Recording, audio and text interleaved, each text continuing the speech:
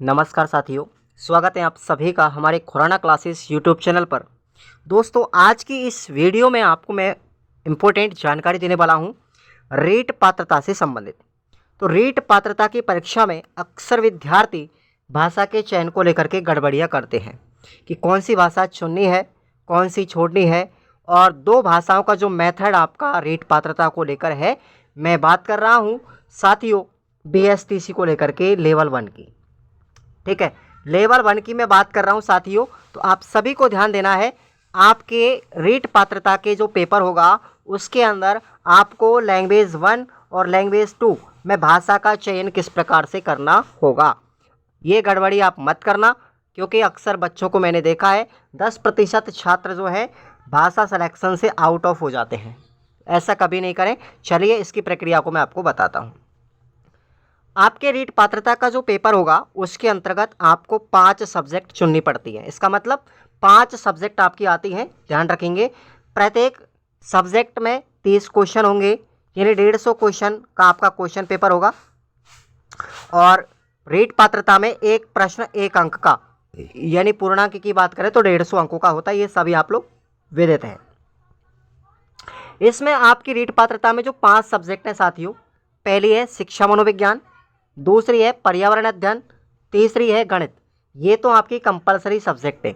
अब बात आती है लैंग्वेज 1 की, यानी भाषा प्रथम और भाषा सेकंड। अगर आपकी देखो भाषा प्रथम के अंतर्गत आपको ये वाले विषय मिलेंगे सब, तो वही भाषा सेकंड में आपको मिलेंगी। अगर आप लोगों ने प्रथम भाषा में मान के चलो हिंदी को चूज कर लिया, आपको ज़्यादातर हिंदी ही चुननी है, ध्यान रखें आप लोग हिंदी को ही चूज करना है, बेस्ट रहता है।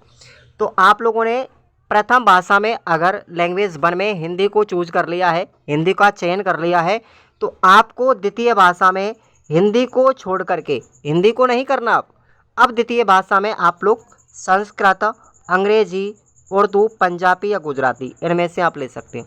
यानी जो भाषा हमने लैंग्वेज 1 में चयन कर ली है उसके अतिरिक्त लैंग्वेज सेकंड में आपको ये भाषाएं चुननी है।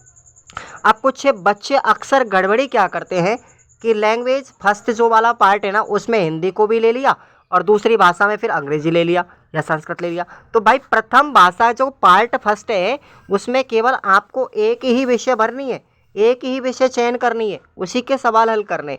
अगर आपने हिंदी ले लिया तो सेकंड भाषा जो पार्ट आपका सेकंड है उसमें आपको हिंदी को छोड़ना है, बाकी आप कोई भी एक सब्जेक्ट लेंगे, राइट। तो ये थोड़ा सा समझने वाली बात है। इसके बावजूद आप लोग गड़बड़ियाँ यही करते हो, तो आपको नहीं करनी है ऐसी। ये समझ में आ गया होगा सिलेक्शन लैंग्वेज का सिस्टम। अब हम बात करते हैं आगामी जो परीक्षा पेपर आपका रीट का होगा पात्रता को लेकर के। तो रीट पात्रता को लेकर के आपके 5 विकल्प होंगे। ऑप्शन में 5 विकल्पीय प्रश्न होगा, ध्यान रखेंगे। ये अपना RSSM डिपार्टमेंट RPSC ने भी डिक्लेयर कर दिया है। तो 5वां विकल्प कैसे आप लोगों को चूज करना है, किस स्थिति में करना है, और इसका नुकसान क्या हो सकता है अगर आप नहीं करेंगे तो। जैसे प्रश्न आया आपका कि राजस्थान की राजधानी क्या है। अगर आप लोग इसका आंसर जानते हैं तो अच्छी बात है, आप लोग ऑप्शन भर देंगे। मान के चलो मैंने बी पर गोला कर दिया, क्या कर दिया, बी पर गोला। तो आपका, आप जानते हो प्रश्न का आंसर, या आप लोग भरना चाहते हो 4 ऑप्शनों में से, तो आप भर सकते हो। अगर आप ये चाहते हैं कि मुझे इसका कोई भी उत्तर नहीं आता और गलत ना हो जाए, तो आप लोग गलत ना हो जाए इस स्थिति में क्या करेंगे, गलती से बचने के लिए, प्रश्न का आंसर गलत नहीं हो। आप पहले तो जब 4 ऑप्शन आते थे तो उस समय पर आप लोग 4 ऑप्शन में से कोई भी नहीं भरते थे। लेकिन इस बार अगर आप प्रश्न को नहीं जानते हैं और ये चाहते हैं कि मेरा नेगेटिव मार्किंग नहीं कटे, तो साथियों आपको 5वां विकल्प भरना है फिर, अनुत्तरित उत्तर। इसका मतलब यह है कि मैं इस प्रश्न का उत्तर नहीं जानता हूँ। अनुत्तरित उत्तर का मतलब मैं प्रश्न का आंसर नहीं जानता हूँ। इस स्थिति में ये सामान्य बात होगी और आपको ये 5वां विकल्प भर के आना है। अब नियम ये है कि अगर आपको मान के चलते हो 150 प्रश्न आए, यानी कि पेपर में जितने प्रश्न आते हैं उससे अगर आपने 10% प्रश्न ऐसे छोड़ दिए जिनके आप आंसर नहीं जानते हो और आप लोगों ने ये 5वां विकल्प नहीं भरा, तो उस स्थिति में आप लोग पेपर से बाहर माने जाओगे, आपकी OMR सीट चेक नहीं हो पाएगी, ध्यान रखना आप लोग।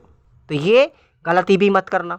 5वां विकल्प आप लोग ज़रूर भरें, 5वां विकल्प आप लोग ज़रूर भर के आएंगे, ठीक है, अगर आपको प्रश्न का आंसर पता नहीं है तो। आप नहीं जानते हैं तो पांचवा विकल्प जरूर भर के आएंगे। खाली मत छोड़ना पर प्रश्न को कि आप लोग उसमें कुछ भी नहीं भरें। अगर आप कुछ भी नहीं जानते हो तो पांचवा विकल्प आपको अनिवार्य है, ये आप लोग विशेषकर ध्यान रखें।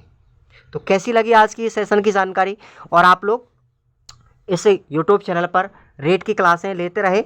और साथियों मैं बात करूं रीट मेंस को लेकर के, ठीक है भाई, तो रीट मेंस को लेकर के बात करूं तो अभी है ना रीट मेंस की कोई एग्ज़ाम डेट नहीं है, कब तक होगी कब तक नहीं होगी इसके बारे में किसी को इन्फॉर्मेशन नहीं है, सब अफवाहें चल रही हैं, ध्यान रखें आप लोग।